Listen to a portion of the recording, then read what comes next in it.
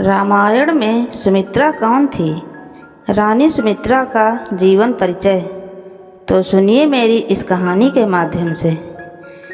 रामायण में सुमित्रा एक ऐसा पात्र हैं जिनके बारे में ज़्यादा वर्णन नहीं मिलता, लेकिन जितनी बार भी उनका उल्लेख आया तो हृदय से उनके लिए सम्मान ही निकला। उन्होंने अपने कर्तव्य और धर्म को निभाने के लिए बड़े बड़े बलिदान दिए। इसलिए आज हम रानी सुमित्रा का संपूर्ण परिचय जानेंगे। सुमित्रा का जन्म काशी नरेश की पुत्री के रूप में हुआ था। वह स्वभाव से अति विनम्र तथा कर्मठ स्त्री थी। जब वह विवाह योग्य हो गई तब उनका विवाह अयोध्या नरेश दशरथ के साथ हुआ। दशरथ की पहले से ही 2 पत्नियां थीं तथा तीसरी पत्नी सुमित्रा बनी। अयोध्या की सबसे बड़ी रानी व दशरथ की प्रथम पत्नी कौशल्या थी और दूसरी पत्नी कैकेयी राजा दशरथ की प्रिय थी। किंतु सुमित्रा हमेशा अपने पति की सेवा में लीन रहती थी। वह तीनों रानियों में सबसे होशियार व संयम से काम लेने वाली स्त्री थी। उसे अपनी सबसे बड़ी सौतन कौशल्या से बहुत प्रेम था। कौशल्या भी उसे अपनी बहन के समान प्रेम करती थी। कैकेयी का स्वभाव इतना ज़्यादा अच्छा नहीं था और वह राजा दशरथ पर अपना अधिकार जमाने का प्रयास करती थी। राजा दशरथ भी उनके प्रेम में आसक्त थे, इसलिए वे ज़्यादातर कैकेयी के कक्ष में ही रहते थे। दूसरी ओर सुमित्रा कौशल्या के निकट रहना पसंद करती थी। वह उनकी सेवा करना ही अपना धर्म समझती थी। वह अयोध्या का कामकाज देखने के साथ साथ दशरथ और कौशल्या की बहुत सेवा भी करती थी। जब कई वर्षों तक राजा दशरथ के कोई पुत्र नहीं हुआ तो उन्होंने पुत्र कामेष्टि यज्ञ का आयोजन करवाया। इसमें से उन्हें खीर प्राप्त हुई जो उन्होंने आधी आधी कौशल्या व कैकेयी को दे दी। दोनों रानियों ने अपनी खीर में से आधा आधा भाग सुमित्रा को खाने को दे दिया। फलस्वरूप सुमित्रा को 2 पुत्रों की प्राप्ति हुई, जिसमें बड़े लक्ष्मण थे तो छोटे शत्रुघ्न। लक्ष्मण कौशल्या के पुत्र श्री राम के ज़्यादा करीब थे और शत्रुघ्न कैकेयी के पुत्र भरत के करीब थे।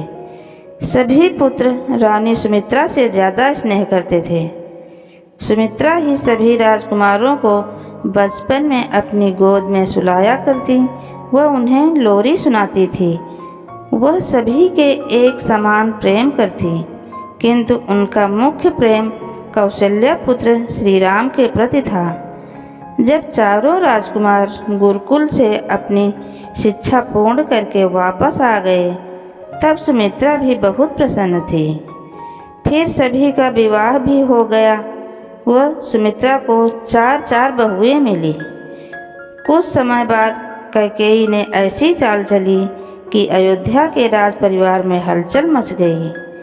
कैकेयी के द्वारा श्री राम को 14 वर्ष का वनवास सुना दिया गया व भरत को अयोध्या का नरेश बनाने की घोषणा की गई। सुमित्रा यह सुनकर बहुत व्यथित हुई। वह श्री राम की चिंता करने लगी। उस समय उनका एक पुत्र शत्रुघ्न भरत के साथ कैकेय देश गया हुआ था।